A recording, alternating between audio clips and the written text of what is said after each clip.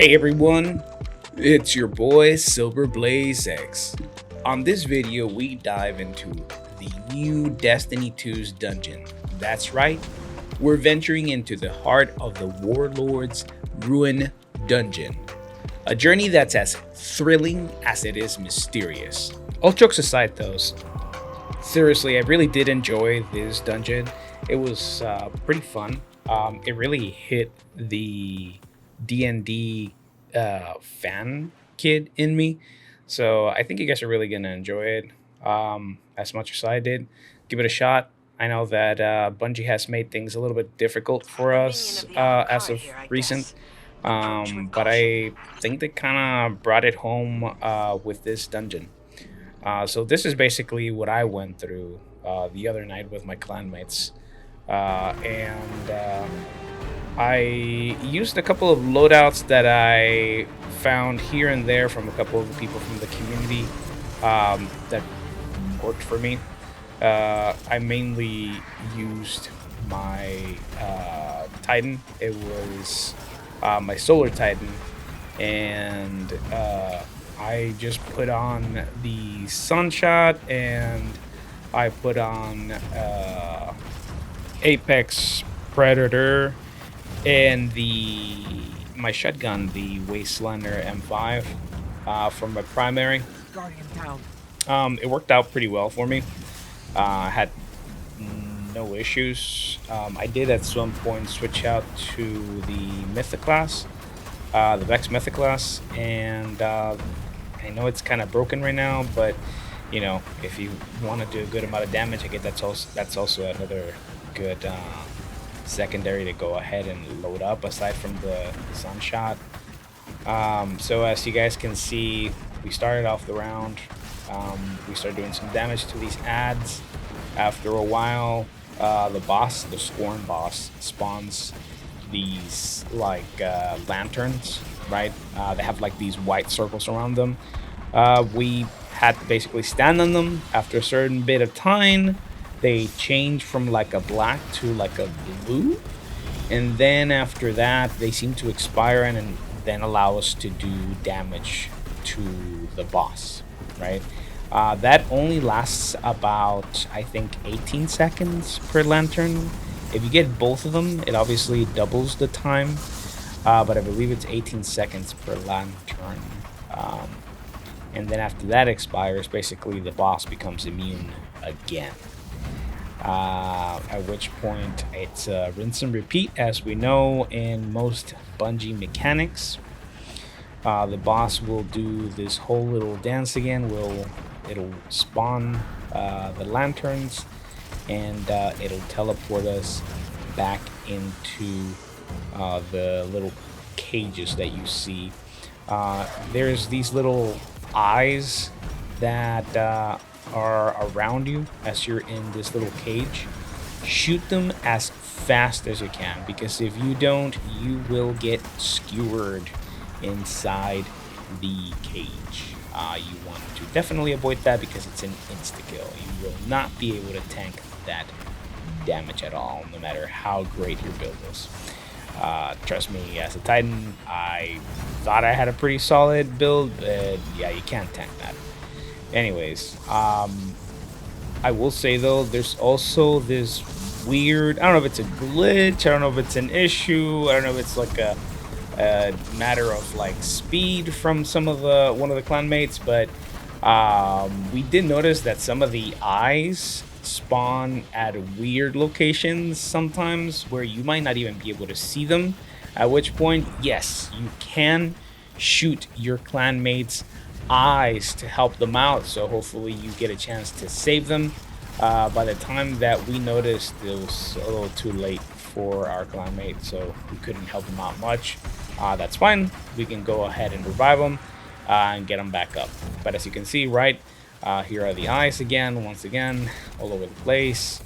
And I could shoot the clanmates' eyes from across my cage.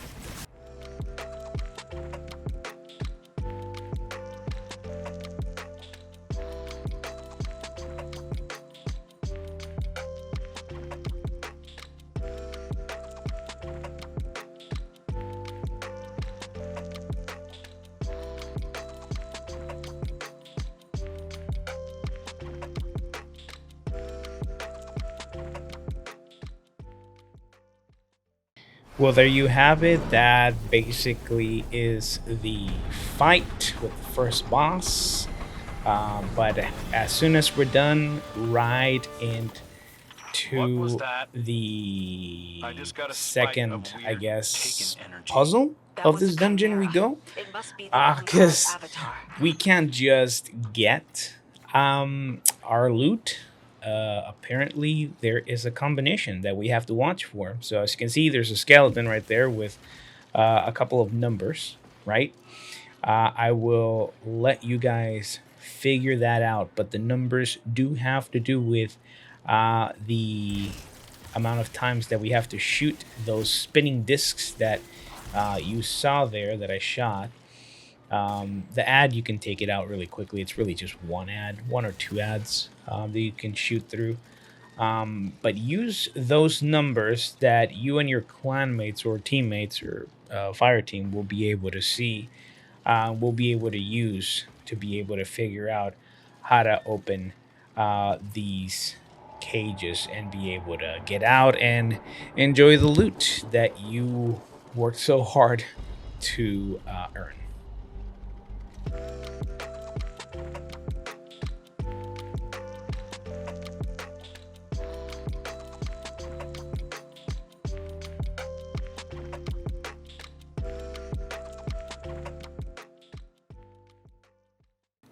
Once you are out, you find yourself in yet again a maze of corners, turns, and holes with different little, let's say, more Easter eggs, right? Really cool ones, really neat little references here and there that I think of what a classic dungeon would look like if you're playing like a D&D campaign or if you're watching an isekai from an anime, which is actually pretty cool.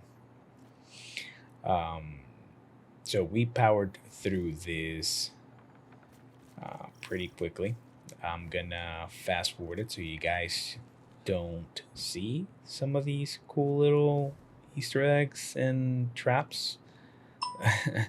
Because it's always fun to see your fire team get skewered by stuff. Let's be honest. We all do that to that one guy or girl who hasn't been playing for a while, then comes back, and then they run something, and that they shouldn't touch that or go through there. But you let them because it's good for the fire team's morale. Um, but I'm just gonna go ahead and fast forward through now.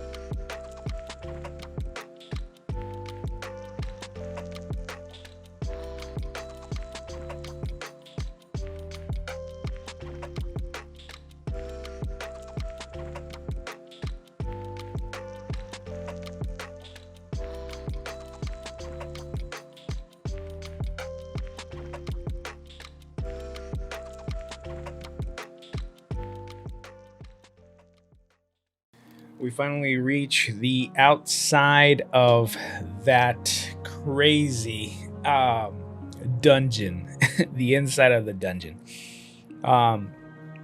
As you might have seen through the speed through, there were some incidents, and that's the best part of the entire experience, in my opinion. Right? My recommendation is choose wisely. And what sometimes seems shiny, you probably want to maybe give it a second look, right? And not go automatically for that shiny stuff. And be open to explore, you know?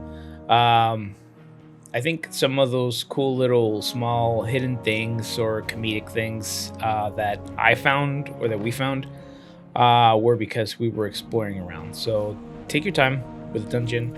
If you're out with your fire team for a completion, that's cool. You know, I guess focus on that, but also be open to explore and look around and see what you could be missing, right? Because it could be fun for everybody. So learn to appreciate, definitely. Not learn, I'm sorry, I didn't mean to sound preachy. Just, I guess, give it an opportunity to appreciate what's around in this entire dungeon, because I thought it was pretty cool. But anyways, once you get out, as you can see, we're powering through this bridge to make it into this entire other part of the dungeon, making our way up basically to our final boss fight. The boss, the giant ethereal fish, doesn't do a lot of damage, but if you take too many of them, it'll hurt. And in this part, I thought this was safe, but it wasn't. So even if it doesn't look shiny, still maybe think about it twice. And as you can see, it kind of like takes away your light and everything. It kind of weakens you. So that's why the scrapes were able to take me out so quickly. Thank you, PJ Gaming. Again, shout out to PJ Gaming. You guys go ahead and give him a look-see. He has his own little YouTube channel. I'll go ahead and put his link to his channel right on the details on this video, so you guys can go ahead and check him out. PJ Gaming is also in the clan with me. Amazing guy, incredible person. Just became a daddy, so make sure you guys go ahead and congratulate him on my behalf. Anyways, back into more cavernous dungeons.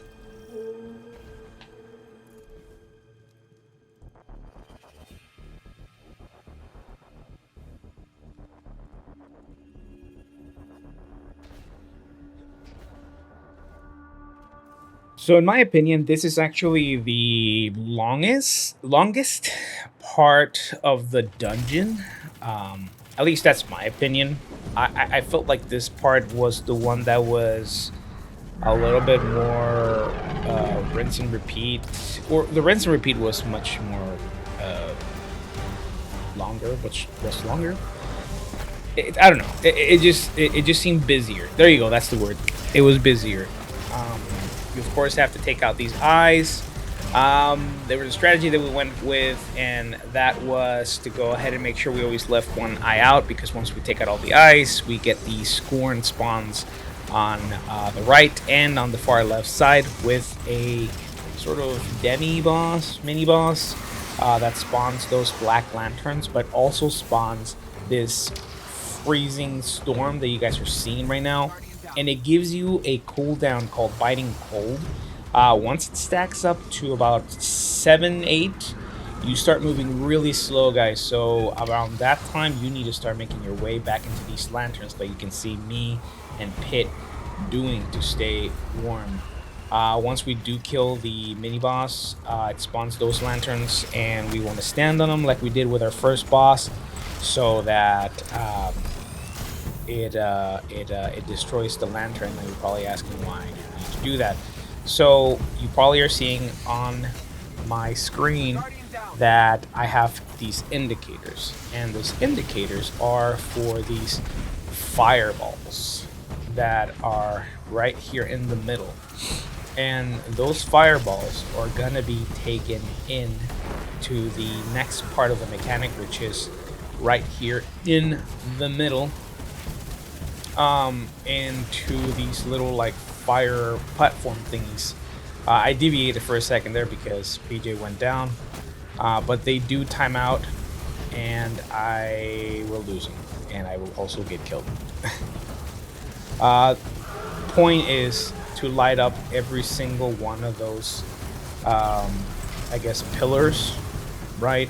You want to go ahead and kind of like plan out with your fire team how you're going to want to go about it. If it's going to be counterclockwise, clockwise, but never like, you know,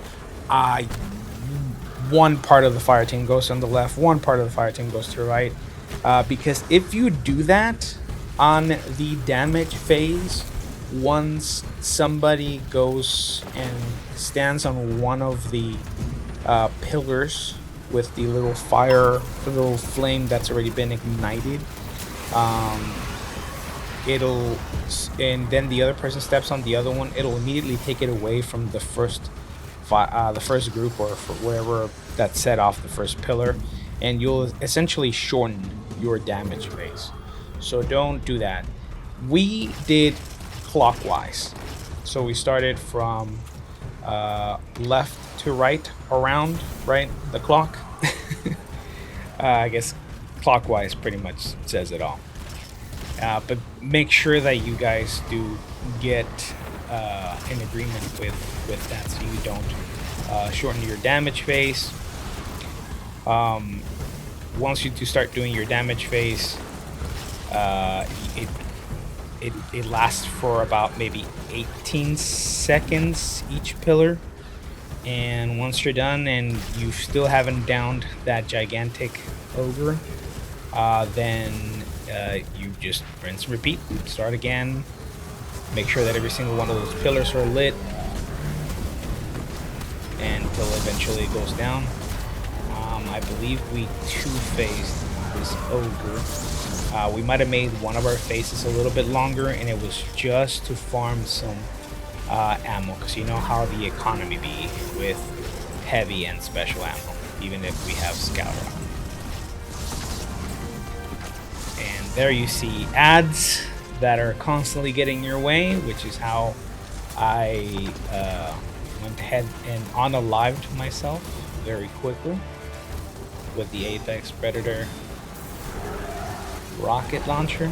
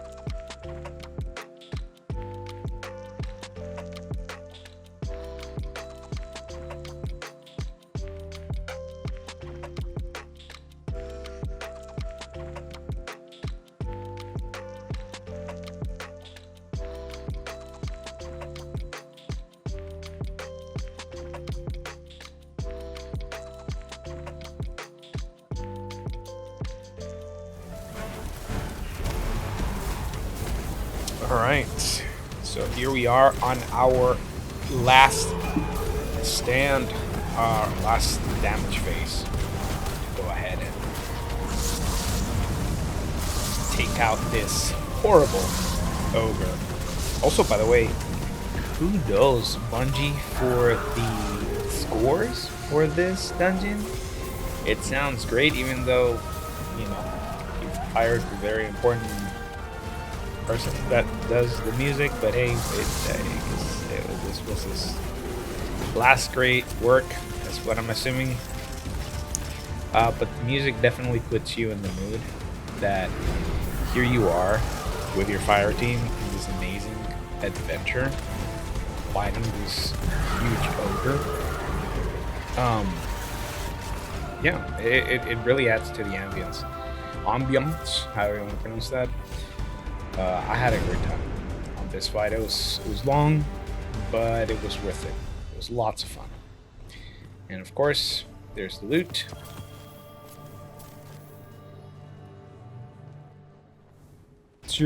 Once you are done with the boss, you will keep going through to another part of the dungeon.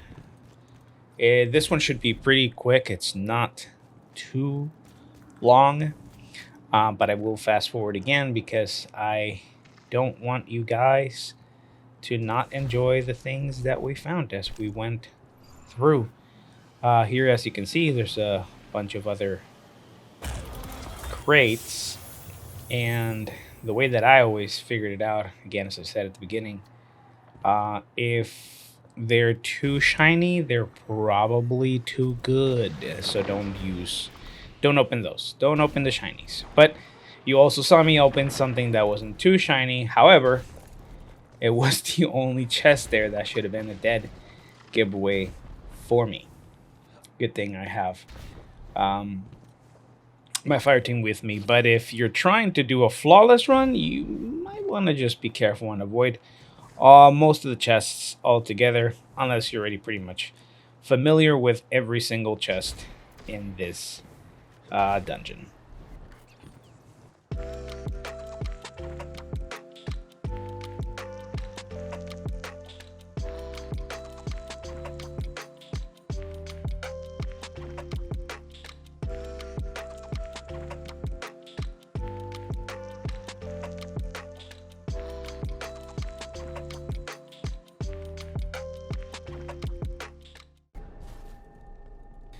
We then found our way into a cave. A very, very painful cave. And it's not that fun, especially if you don't like jumping puzzles.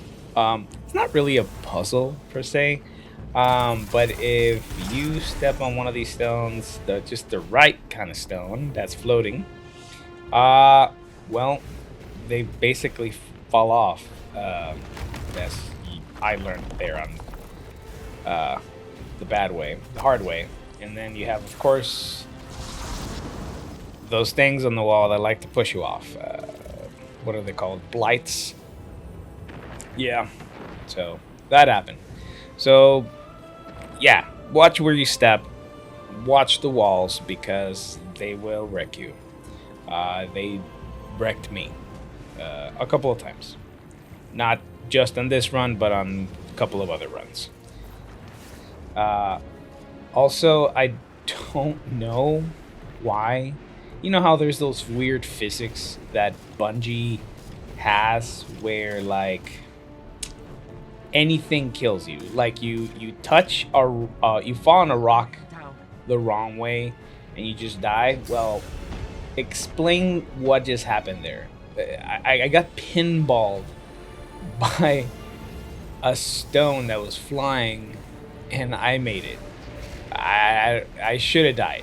Normally you touch a tiny little stone the wrong way and it kills you, but here I literally got launched, pushed, smashed by these flying boulders, and I made it. I don't know. We were laughing our butts off when it happened. It was great. But yeah, and eventually you make it through. I didn't feel so bad because, you know, we had a clanmate that was also having a bit of a hard time with this.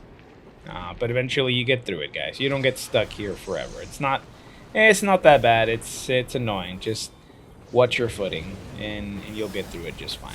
But it should be a fun time for the fire team. It definitely gets rid of any sort of tension or stress that you're feeling as you're doing this. People laugh. It's a good time.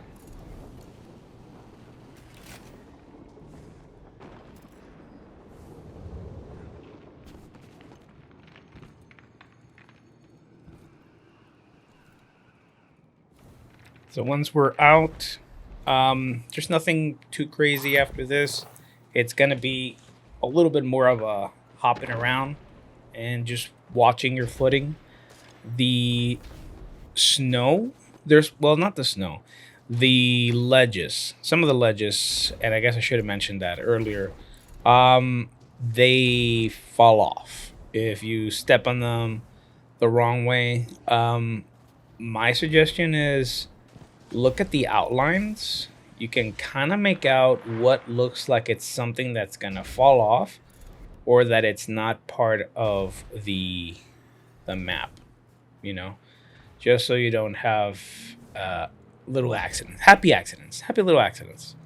Again, it's all fun and games, and it's really funny sometimes. Until of course you're the one that's falling, and then it's a little annoying, but it's still kind of fun. So once we get past this whole jumpy area, we eventually reach a mob of ads, which is usually like a combination of Taken with Scorn.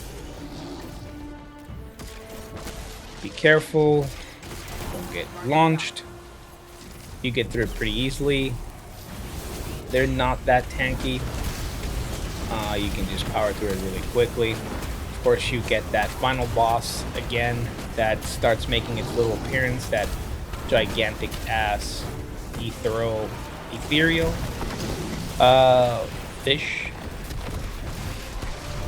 The void bombs or grenades that it's launching, they don't hurt a lot in this part, but you know, they do accumulate, so don't just stand there and take them to the face, essentially, is what I'm trying to say. And as you can see, we got through it really quickly. I skipped through just so that you guys don't get something ruined. That's part of the story, because you're gonna have to run this dungeon a couple of times to have things unlock slowly, which is pretty cool. So I went ahead and skipped the whole different section there, so you guys don't see that. We make our way basically up the tower, which seemed a little bit silly, and you'll see in a bit once we get on top, because we basically went to the tower all the way up to then jump off to start the final fight with the ethereal fish, goober fish.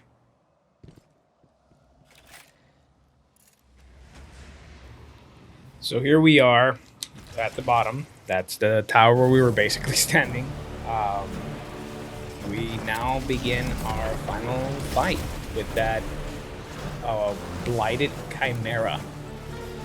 And it has maybe like 3 different phases before you actually start doing the most damage to it. You're gonna go ahead and get these 2 mini bosses that we have to take out. They will spawn those same lanterns that we've been seeing throughout the dungeon. Same mechanic.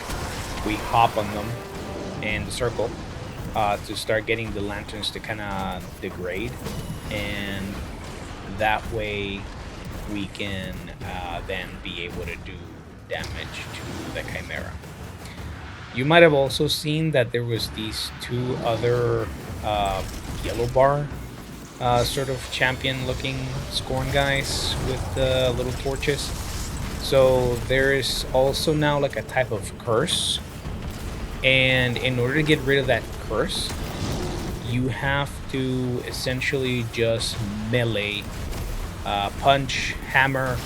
You don't have. It doesn't have to be a physical melee. It could be anything. I used my hammer, you know, to pass it on to those Scorn captains, and that's it. Just don't let them hit you back. It's basically playing tag with them. So tag them. Don't let them tag you back, because if not, you get the curse back, and then after the cooldown, you will die. Also, there's these blights, and they hurt a lot. So shoot them, take them out.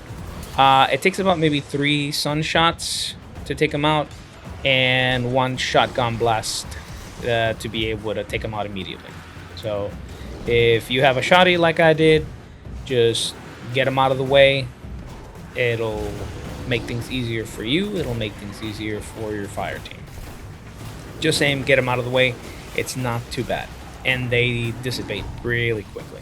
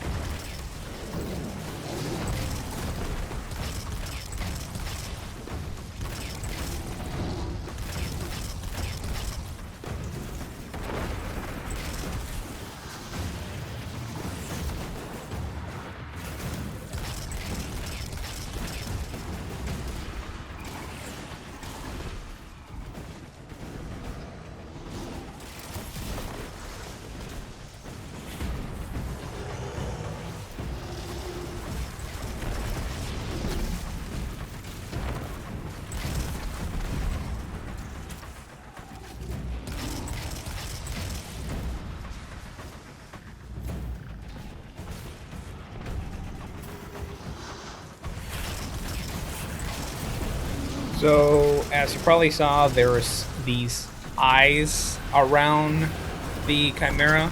You want to go ahead and shoot those down, because it'll progress the phase. If you don't shoot them down, it's not going to go anywhere. And that is those Scorn guys with those torches that come at you. As you saw, I basically used my hammer.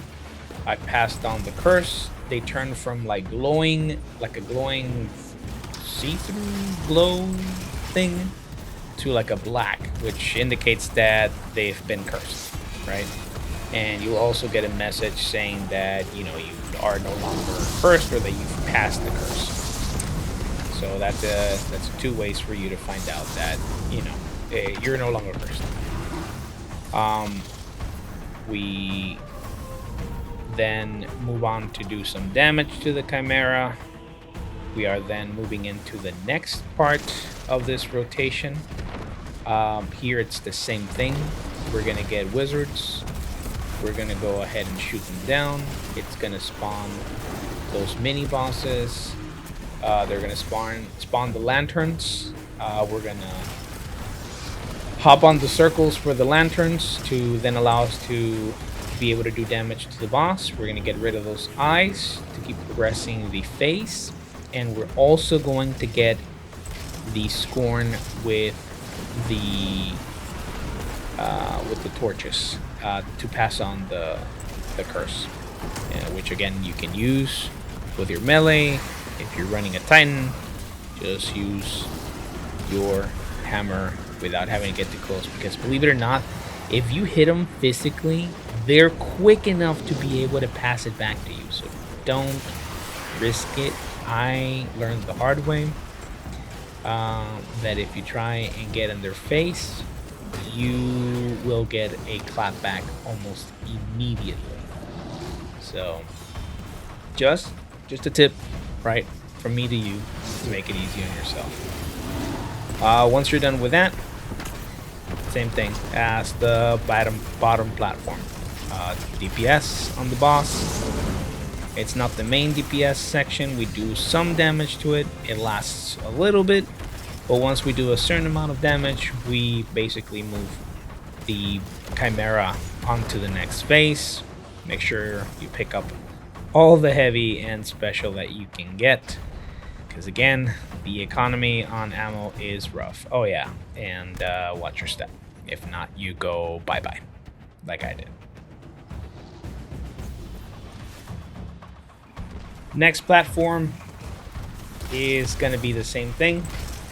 We're going to get the blights. We're going to go ahead and get the wizards. We're going to get the eyes that we can shoot off the boss. And we're going to get the mini boss. And we're going to get the Scorn again. By the way, one of the things that I really liked about the Sunshot was that splash damage. It really helps, especially on this part of the fight, when you're trying to get rid of the ice. It makes it easier to get rid of the ice because of that splash damage that the Sunshot has. So again, just throwing it out there, it worked better for me. I know a lot of people like using the Vex Method class because it does do a lot of damage.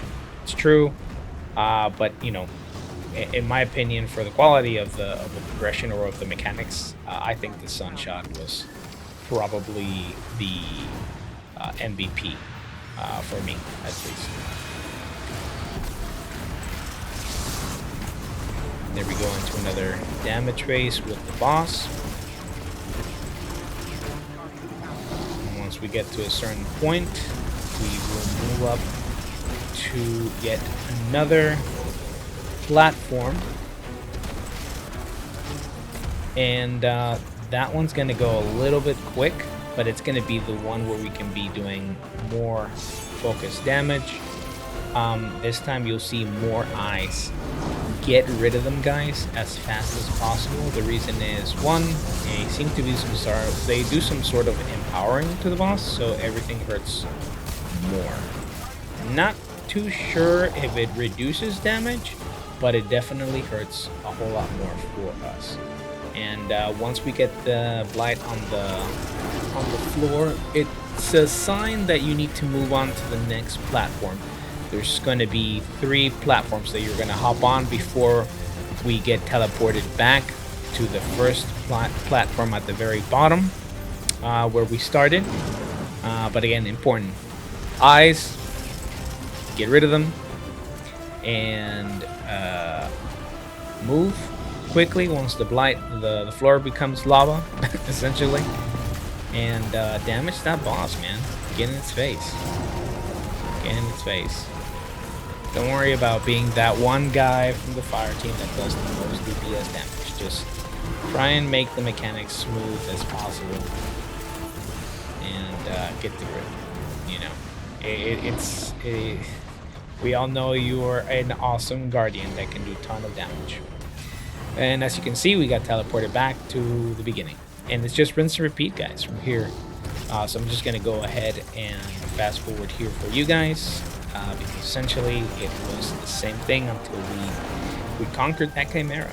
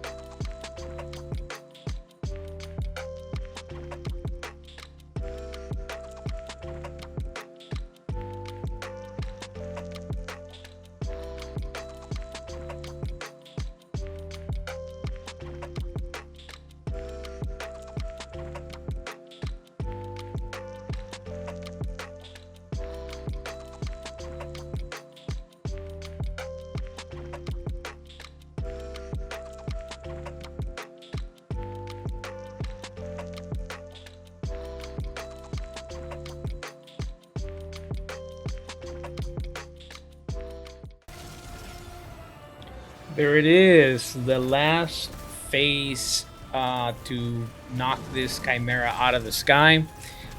Shouldn't take you too long at this point. Just shoot it with everything you got at this point. Doesn't matter about the eyes too much. Just shoot it. Shoot it until it is out of here.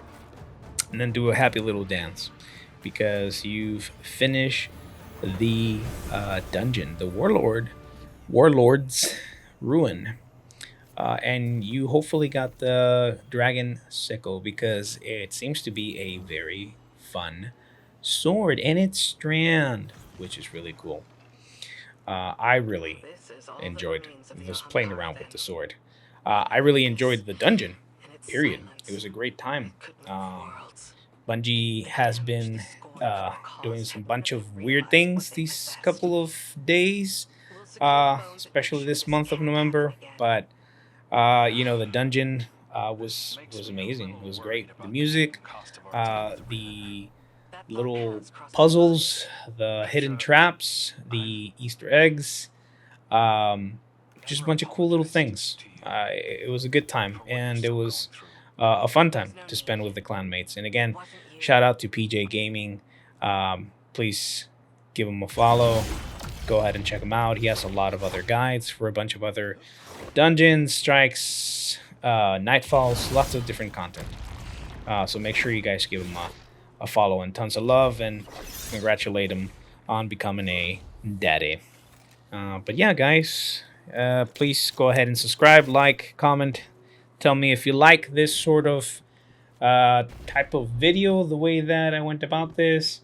Let me know if you like these sort of like impressions, not really guides, because this really wasn't a guide. This was more like how I got to experience the dungeon. It's not really scripted.